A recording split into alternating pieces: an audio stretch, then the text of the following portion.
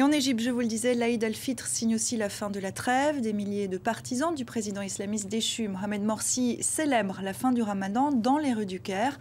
Un défi à l'avertissement du gouvernement intérimaire pour se disperser au plus vite, laissant craindre un assaut des forces de l'ordre et un bain de sang. Pascal Achard. À l'aube, le président intérimaire égyptien, le Premier ministre et le chef des armées réunis pour la prière.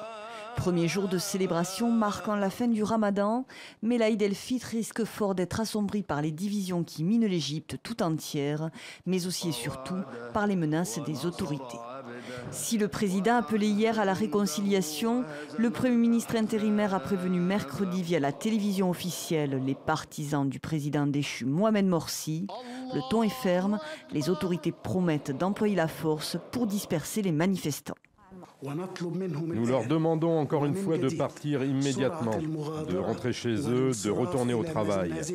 Mais ils sont encore au rendez-vous en masse, place Rabaa al-Dawiya, l'un de leurs fiefs. Hommes, femmes et enfants occupent le terrain et résistent depuis plusieurs semaines, avec toujours les mêmes revendications.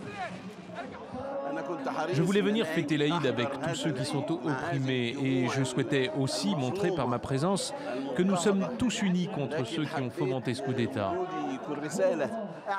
Notre message à nous, c'est que le peuple égyptien restera dans toutes les places publiques égyptiennes jusqu'à ce que le président élu, Mohamed Morsi, revienne au pouvoir.